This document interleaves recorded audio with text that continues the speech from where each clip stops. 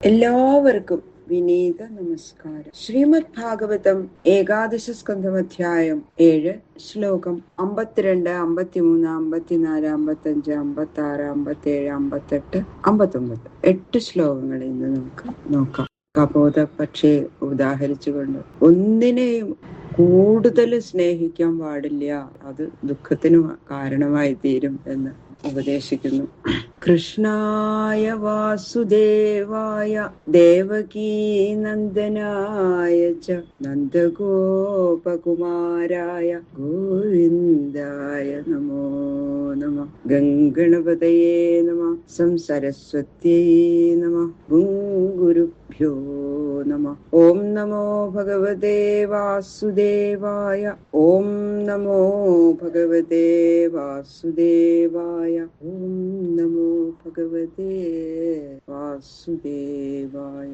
ശ്ലോകം 52. നാദിസ്നേഹപ്രസംഗോ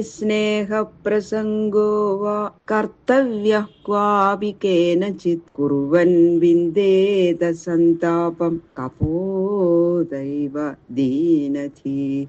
ഏതൊരാളും ഒന്നിന്മേലും ഒരിക്കലും അധികം സ്നേഹം വെക്കുകയോ അധിക ബന്ധത്തോടെ ഇരിക്കുകയോ ചെയ്യുന്നത് ദുഃഖഹേതുവായിട്ട് വരും. അവിവേകികൾ മാത്രമേ അങ്ങനെ ചെയ്യുകയുള്ളൂ.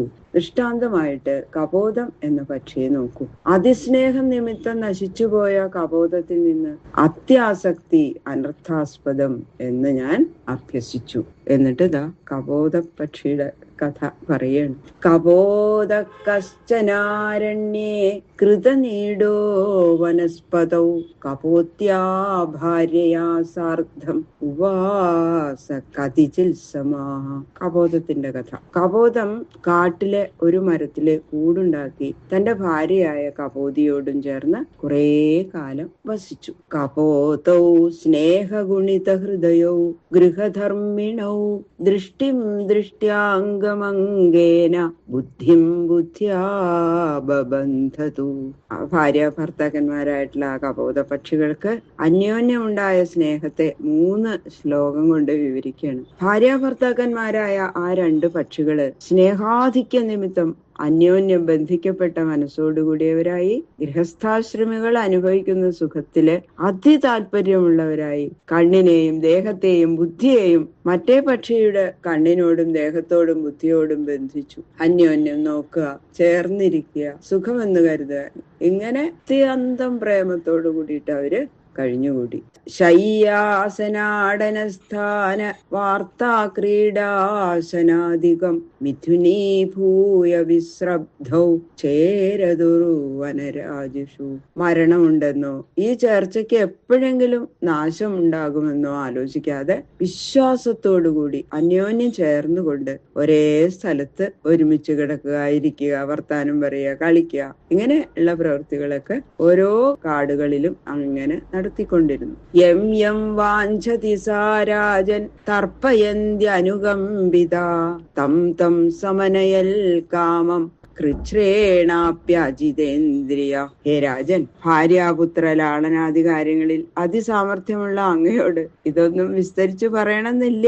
പക്ഷെ ഇന്ദ്രിയങ്ങളെ ജയിക്കാതെ ഇരിക്കുന്ന മനുഷ്യരും പക്ഷ്യാദി ജീവികളും ഏകദേശം ഒരുപോലെ തന്നെ എന്ന് കാണിക്കാൻ കുറച്ച് പറയണു എന്ന് മാത്രം. ആ കപോതി എന്താഗ്രഹിക്കുന്നുവോ ദയയോടുകൂടി അതൊക്കെയും സാധിപ്പിക്കാൻ കപോതം ഒരുങ്ങിയിരുന്നു.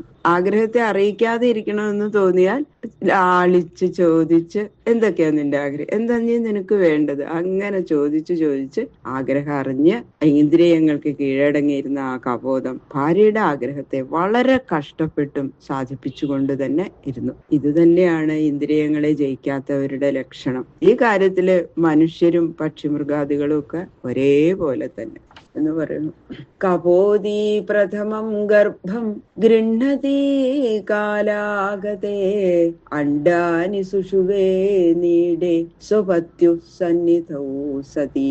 കപോതി അങ്ങനെ ആദ്യമായിട്ട് ഗർഭം ധരിച്ചു. പ്രസവകാലം അടുത്തപ്പോ ഭർത്തൃ സമീപത്ത് ചെന്നിരുന്ന കൂട്ടില് മുട്ടകളിട്ട് തുടങ്ങി. വിശേഷ ബുദ്ധിയില്ലാത്ത പക്ഷ്യാദികൾ കൂടി രതിസുഖാനുഭവത്തിലും ഭാര്യാലാളനാദികളിലും പുത്രോത്പാദനത്തിലും സമർത്ഥരും സവിശേഷം ആഗ്രഹിക്കുന്നവരുമായിരിക്കെ വിശേഷ ബുദ്ധിമാന്മാരായ മനുഷ്യരുടെയും പരിശ്രമം അതേ വിഷയത്തിൽ മാത്രം അവസാനിച്ചിരുന്നാൽ ഇവർക്ക് തമ്മിൽ എന്താ ഭേദം എന്ന് വിചാരത്തെ ജനിപ്പിക്കുന്ന വിഷയത്തില് തിര്യക്കുകളും മനുഷ്യർക്ക് ഗുരുഭൂതന്മാരാണ് പറയും. ഒരു ഭേദമില്ല.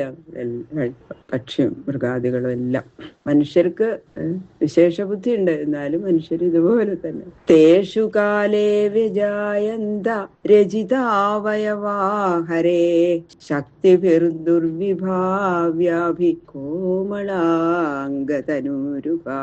ഇന്ന വിധം എന്ന് ഊഹിക്കാൻ പോലും കഴിയാത്തതും കാലകർമ്മ സ്വഭാവമായിരിക്കുന്നതുമായ വിഷ്ണുമായ വൈഭവത്താൽ അവയവങ്ങള് ക്രമേണ പൂർത്തിയായി മനോഹര ശരീരത്തോടും രോമങ്ങളോടും കൂടിയ പക്ഷിക്കുഞ്ഞുങ്ങള് ആ മുട്ടകളിൽ നിന്ന് ക്രമേണ ഉണ്ടായി. ആദ്യം ഇട്ട മുട്ടകളിൽ നിന്ന് മുമ്പില് കുഞ്ഞുങ്ങൾ ഇങ്ങനെ പുറപ്പെട്ടു തുടങ്ങി. പുറമേ ഇരിക്കുന്ന മുട്ടകളുടെ ഉള്ളിലുള്ള സാധനങ്ങളിൽ നിന്ന് അവയവാഭിവ്യക്തി ഏതുവിധം ഉണ്ടായി എന്ന് ശങ്കിക്കാതെ ഇരിക്കാൻ മായാപ്രഭാവം ഏതു ദിക്കിലും പ്രകാശിക്കുന്നു എന്ന് മുൻകൂട്ടി തന്നെ സൂചിപ്പിച്ചു. ഇതെങ്ങനെ അല്ലെ, എന്തൊരു അത്ഭുതം! ആരാ ഇങ്ങനെയൊക്കെ സൃഷ്ടിക്കണം?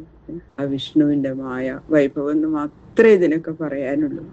പറയാണ്. പ്രജാപുപുഷതു പ്രീതൗ ദമ്പതി പുത്രവത്സലൗ ശൃണ്വന്തൗ കൂജിതം താസാം നിരൂവൃതൗ കളഭാഷിതൈഃ.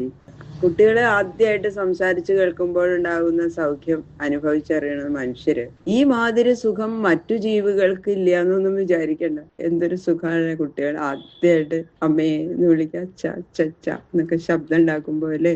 ഇത് മനുഷ്യർക്ക് മാത്രമൊന്നും അല്ല ഈ സുഖം. പ്രകൃതി മാതാവ് ഈ സുഖത്തെ ഏവർക്കും ഒരുപോലെ കൊടുക്കണു എന്ന് പരമകരുണാനിധിയായ മഹർഷി ഭംഗിയിൽ അങ്ങനെ പറഞ്ഞു കൊടുക്കുകയാണ്. ഈ മാതാപിതാക്കന്മാരായ പക്ഷികള് കുഞ്ഞുങ്ങളെ പ്രേമത്തോടെ വളർത്തി അവയുടെ മധുര ശബ്ദങ്ങളും സംഭാഷണങ്ങളും കേട്ട് ആനന്ദിച്ചു. ആനന്ദ നിർവൃതരായ അവര്.